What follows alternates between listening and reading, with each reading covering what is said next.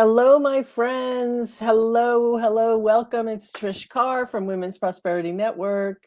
Come on in, sit down, make it at home. Oh, you probably are, or at your office, or wherever it is you are. We're so glad to have you with us today. We are here for another episode of Be Real, Get Real with Women's Prosperity Network. And as I said, I'm Trish Carr. I'm your host today. And this show is all about people. We're all in business. Most of us are small business owners, entrepreneurs. Some of us have full-time gigs and the business is trying to grow on the side. Most of us have our own businesses that we do full-time. But wherever you are, when you think about business, we do business with people we know, we like, and we trust. And the more we know them and the more we like them, the more we trust them. So Be Real is all about meeting the people behind the business. Because honestly, we don't do business with businesses. We do business with people. So today, my guest is the amazing Betsy Rosam. And let me tell you something about Betsy before I bring her on. She's been known to change minds in minutes. She is an Amazon bestselling author, a certified EFT. And if you've never heard of EFT, it stands for Emotional Freedom Technique. And it truly is an emotional freedom technique. She also is a Reiki practitioner, a Psych K facilitator. Now, I know some of this sounds like, what? What's Psych K? Oh my gosh. You are going to be so happy because it's like Pandora's box, what we're opening here with Betsy. She is certified in so many ways to support you in your mental health and in your spiritual health. And that's what she's all about. She has a master's degree in mental health counseling, and she is a minister from the Universal Life Church. So she's got the whole package, as they say. So let me welcome Betsy Rosam to the show. Betsy, so good to see you. How are Thank you you. doing, my friend? I'm doing great. It's a great day today. Every day is a great day. Thank you so much for this opportunity to share with Oh, everyone. it is so my pleasure. We've known each other for a really long time now, Betsy. I don't even know how many years.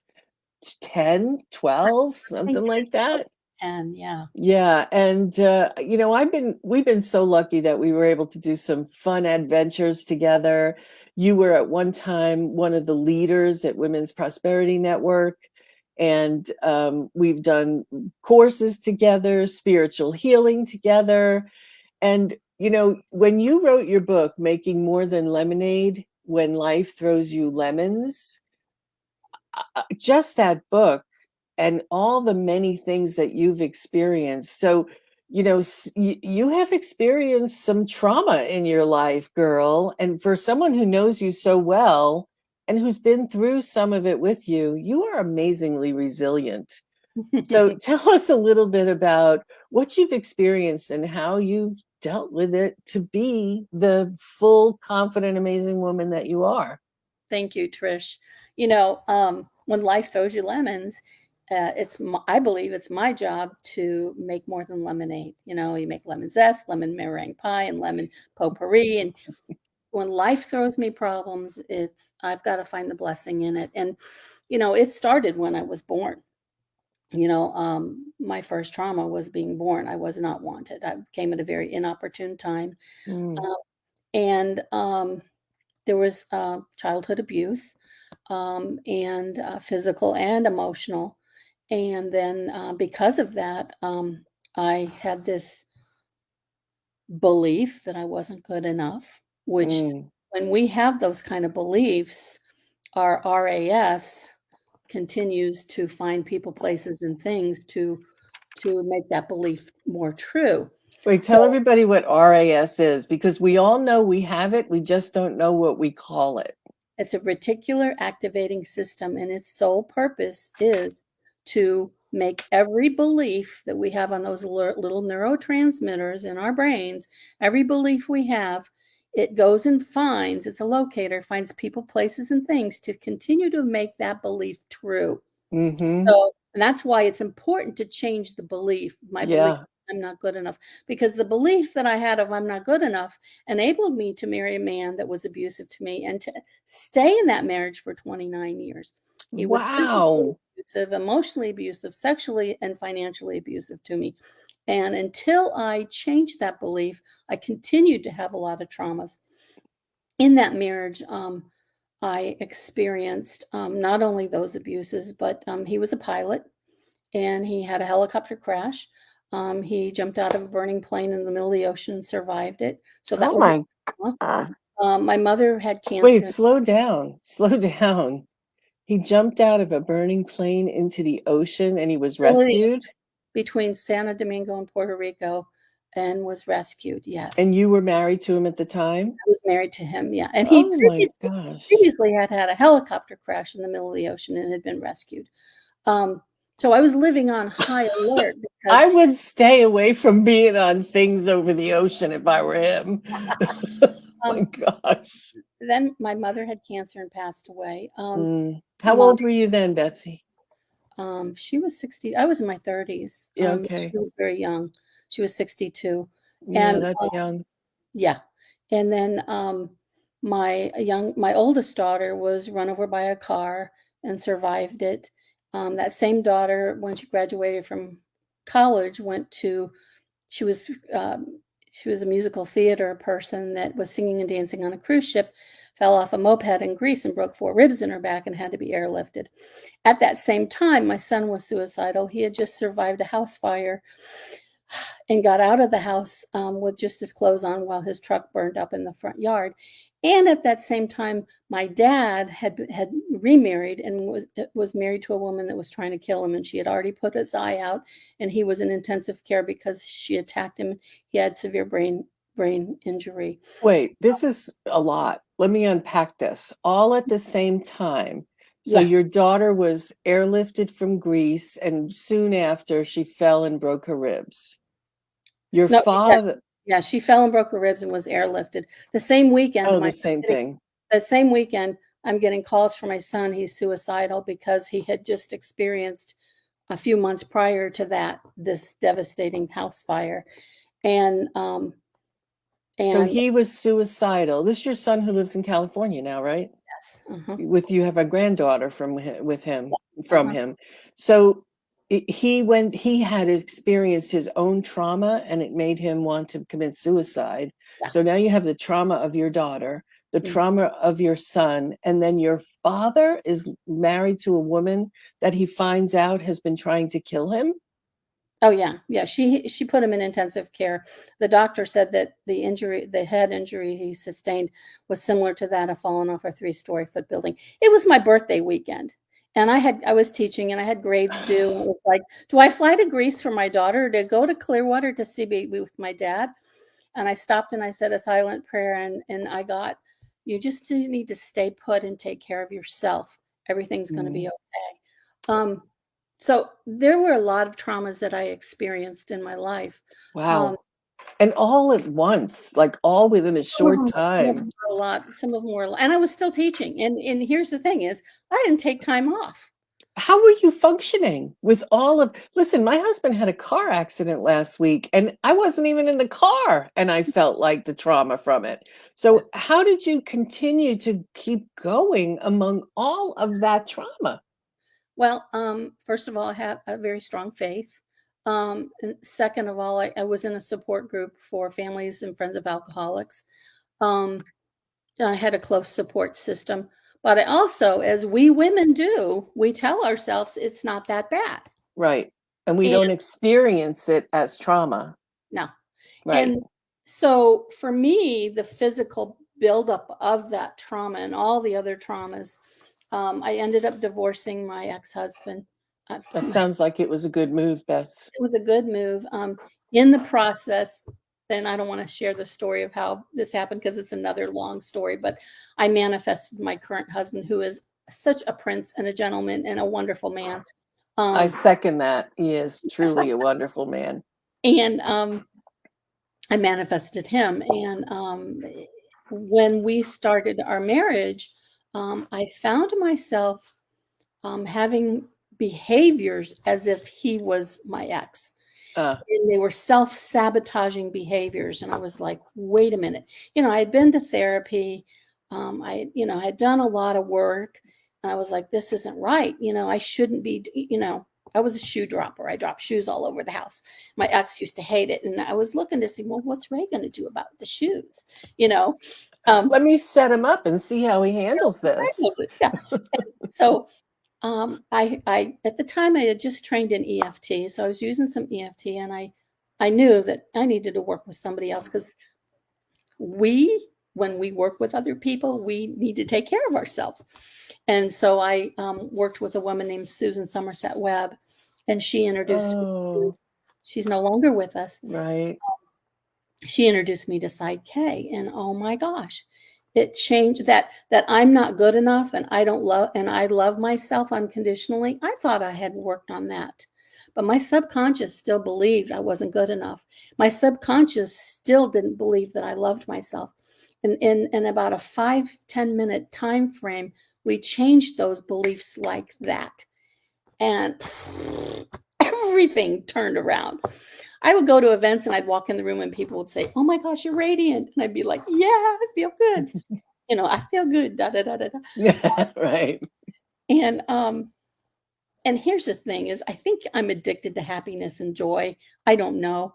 I want to be in that higher level of energy, so I'm going to do whatever it takes to be in that joyful, loving spirit energy.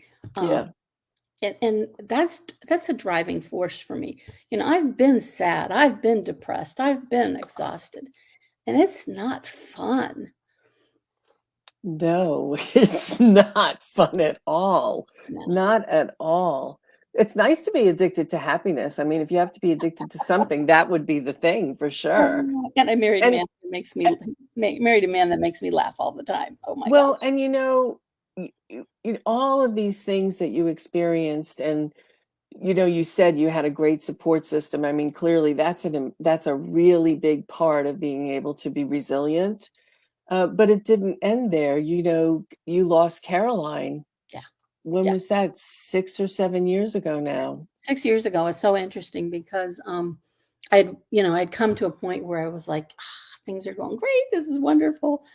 And I got a phone call in the middle of the night, and she was in a car crash created by a drunk driver. And we had to drive over to Clearwater. She was living in St. Petersburg. And when I went into the room, I knew she wasn't in her body. Florida has a process to determine brain death, and there's some tests that had to be done. So we had to wait for that to happen. And I kind of heard her in my head, "Mom, I can't go back to that body. I can't do what I'm supposed to do there." So when everybody else in the family was praying for her recovery, I was letting go. Yeah. And Wow. as hard as that is, and as hard as that was, um, I think my spiritual connection helped me through that. Hmm.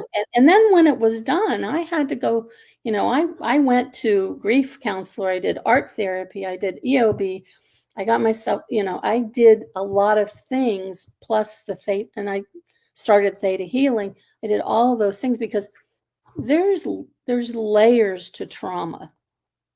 It was the initial phone call, it was driving over there, it was seeing her in the hospital, it was seeing the crash televised on the news. It was, there were different layers to it. One of them was we were in the process of moving, and when I moved to the new neighborhood, um, and you introduce yourself and people ask about your kids. Well, as soon as I said Caroline's no longer, with us, it was like dead silence. Yeah. Um, the after effect of losing a child, there was another trauma in that somehow some people think it's contagious. I lost friends because they didn't know how to react. Oh, Betsy, it's so sad, but it's so true. It's true. Yeah. You know, there's a really good book that I read that was called It's Okay That I'm Not Okay. And it talks about Mhm. how our society deals with grief.